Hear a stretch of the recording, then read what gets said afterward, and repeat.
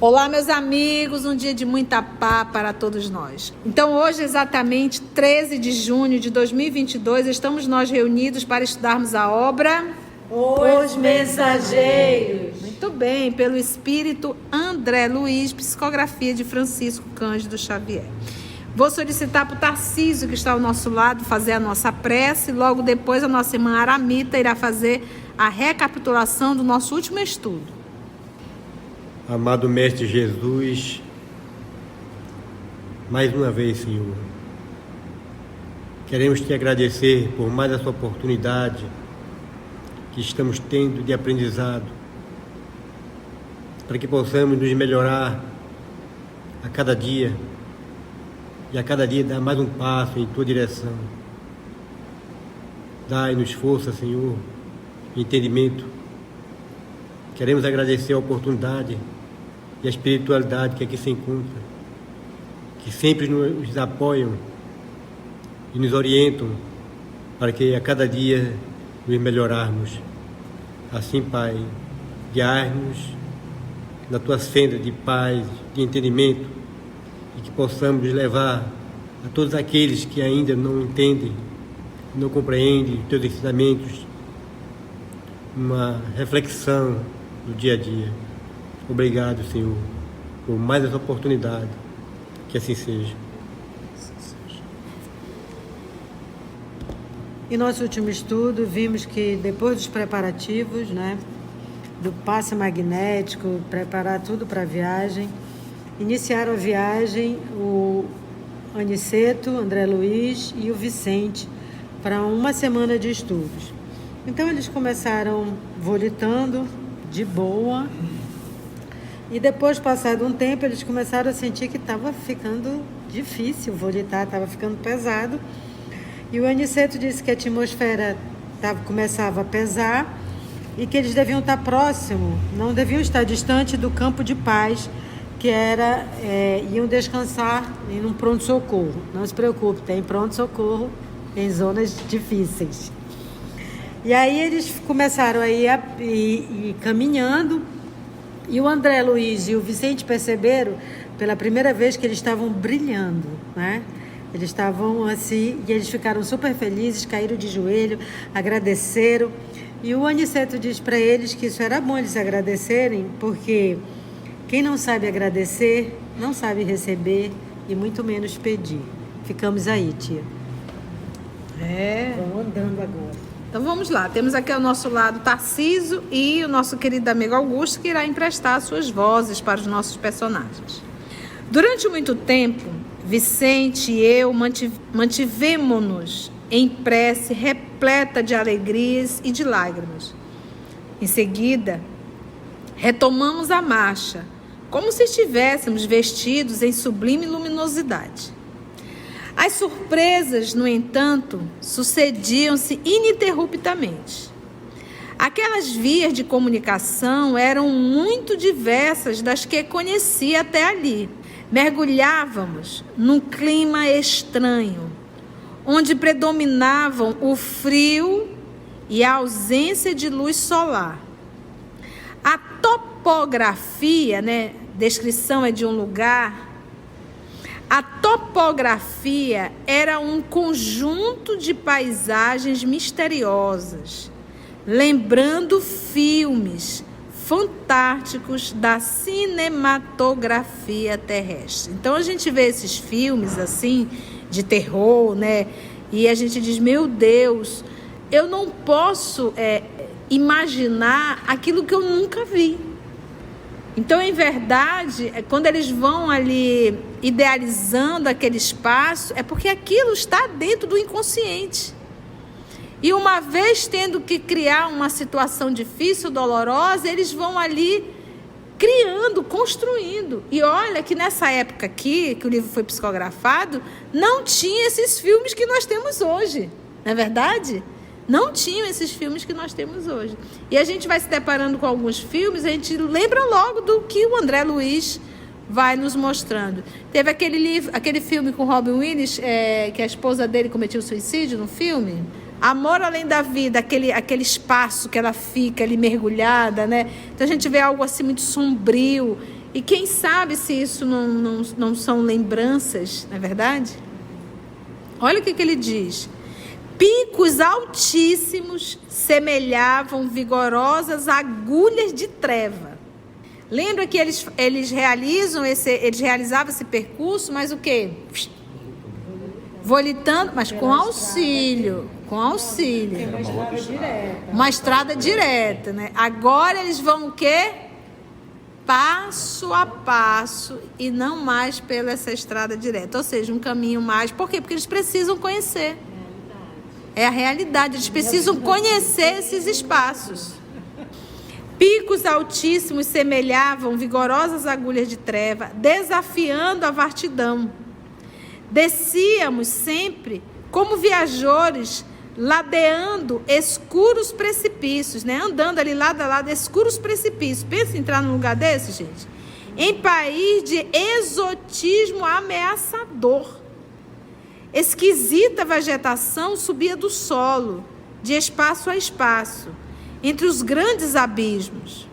Aves de horripilante aspecto surgiam, medrosas, de quando em quando, enchendo o silêncio de pios angustiados.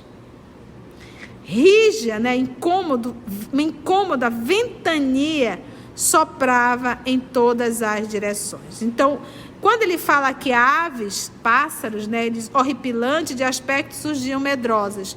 Então a gente fica assim, quando a gente estuda o livro dos médios, fica bem claro que não existe erraticidade para os animais. Não existe, está claro, porque não tem o porquê da erraticidade. Então, um animal desencarnando, o princípio espiritual que ali está, já é direcionado rapidamente para um novo animal, um novo ser que vai ali nascer, né? Um novo animal. Aí a gente se depara com essas condições, alguns animais, né? Mas a gente observa que aves, tem cavalos do nosso lar, cachorro, né? Lembra disso? E que eles tinham uma função. E aí nós deduzimos que talvez seja... Não tem plantas?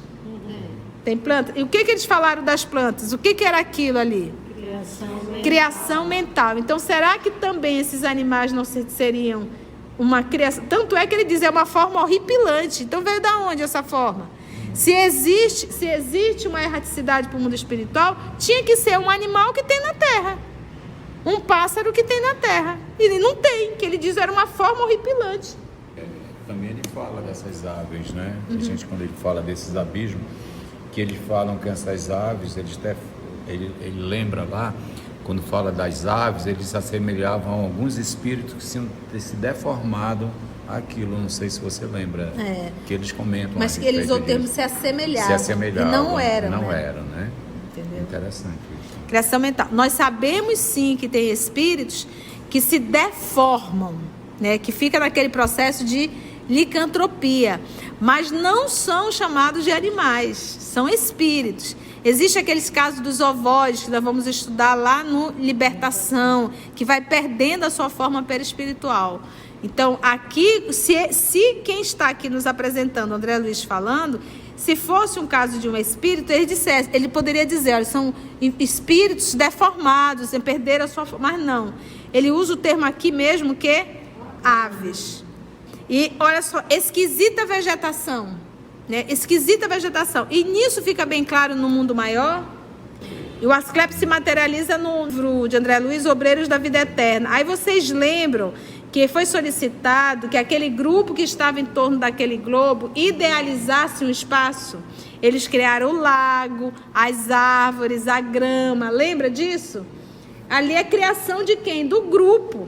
Criação mental, por exemplo. Quando a gente olha esse espaço aqui tenebroso, sombrio, escuro, então você diz assim, quem criou esse espaço? Foi Deus que criou esse espaço para manter esses espíritos lá? Não. São os próprios espíritos que lá estão, que vão idealizando, porque eles não estão sombrios.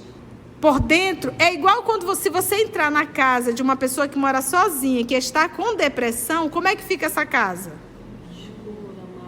Escura, suja, mal arrumada, às vezes acumula um monte de prato, a pessoa abandona. Então, aquele aspecto externo mostra a condição interna daquele morador.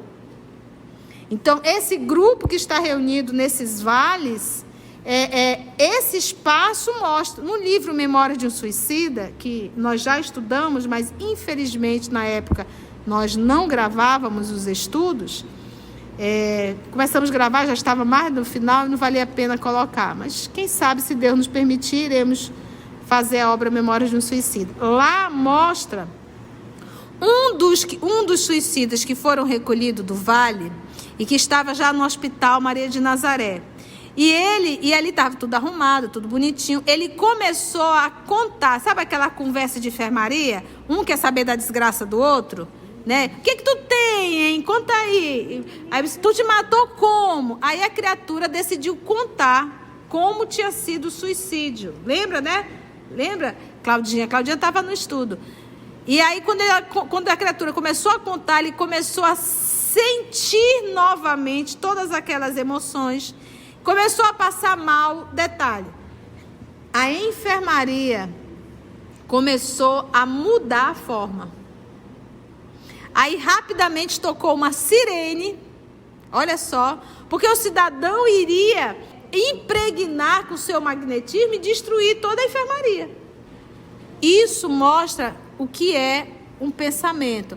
Tia, isso é só quando a gente desencarna? Não, meu amor. A tua casa, ela tem uma característica espiritual dos moradores que estão dentro dela. Que pode ser de luz ou de sombra, dependendo do que se faz lá dentro. O teu ambiente profissional também tem uma característica espiritual, dependendo do grupo que está ali inserido. Entende? Então, quando a gente vai para o mundo espiritual, a gente consegue ver. Aqui a gente não consegue ver, mas a gente consegue perceber, sentir. Entendeu? Agora, o ambiente gera de silêncio, mas esses pássaros faziam um movimento de pio, como ele coloca. Então, né? Enchendo o silêncio de pios angustiados. Rija ventania soprava em todas as direções. E era frio, né, gente? Fundamente assombrado, cobrei ânimo e perguntei ao nosso instrutor. Ele estava, imagina, era uma cena, né? Vamos lá, André. Que dizeis de tudo isto? Ignorava que houvesse tais regiões entre a crosta e a nossa cidade espiritual. À nossa frente, sinto um mundo novo, que é totalmente desconhecido. Por quem sois, nobre Aniceto? Nada vos pergunto por ociosidade, mas estas terras me surpreendem profundamente. A nós também, né? Aniceto, sempre amável, sorriu docemente e respondeu: todo este mundo que vemos é continuação de nossa terra. Os olhos humanos veem apenas algumas expressões do vale em que se exercitam para a verdadeira visão espiritual, como nós outros, que observando agora alguma coisa, não estamos igualmente vendo tudo. Este, André, é um domínio diferente. A percepção humana não consegue apreender senão determinado número de vibrações. Comparando as restritas possibilidades humanas com as grandezas do universo infinito, os sentidos físicos são muitíssimos limitados. O homem recebe reduzido noticiário do mundo que lhe é moradia. É verdade que tem devassado com a sua ciência problemas profundos. A astronomia terrena conhece que o Sol, por medidas aproximadas, é 1.300.000 1000 vezes maior que a Terra, e que a estrela Capela é 5.800 vezes maior que o nosso Sol. Sabe que Arcturo equivale a milhares de sóis, iguais aos que nos iluminam. Está informada de que Canopus corresponde a 8.760 sóis idênticos ao nosso, reunidos. Mediu as distâncias entre nosso planeta e a Lua. Acompanha certos fenômenos em Marte, Saturno, Vênus e Júpiter. E sonda os milhões de sóis aglomerados na Via Láctea. Conhece as estrelas variáveis, as nebulosas espirais e difusas. E não param as observações humanas na grandeza ilimitada do macrocosmo. A ciência vai, igualmente, aos círculos atômicos. Analisa a materialização da energia, o movimento dos elétrons, estuda o bombardeio de átomos e esquadrinha corpúsculos diversos. Mas todo esse trabalho, com a colaboração das lunetas de alta potência e dos geradores de milhões de volts, ainda é serviço que apenas identifica os aspectos exteriores da vida. Há, porém, André, outros mundos sutis dentro dos mundos grosseiros, maravilhosas esferas que se interpenetram.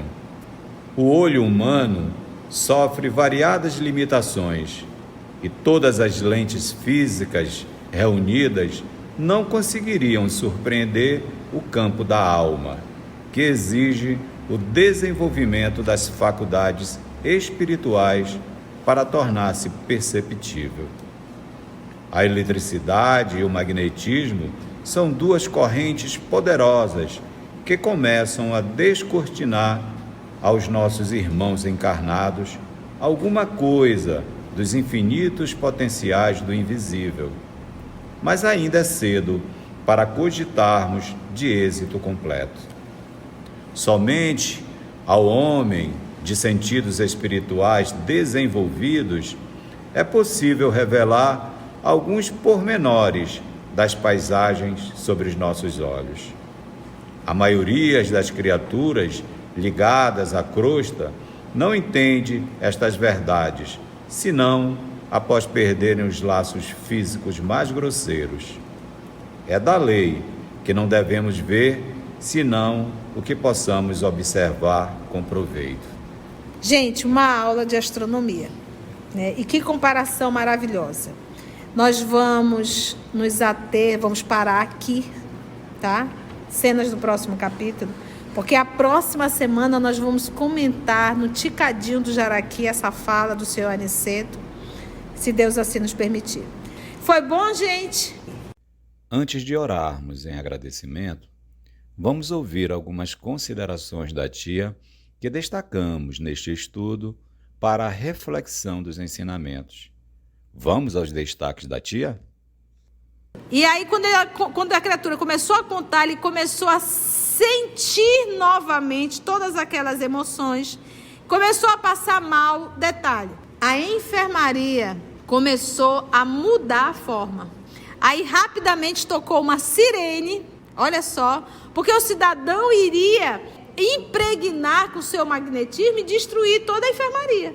Isso mostra o que é um pensamento. Tia, isso é só quando a gente desencarna? Não, meu amor. A tua casa, ela tem uma característica espiritual dos moradores que estão dentro dela, que pode ser de luz ou de sombra, dependendo do que se faz lá dentro.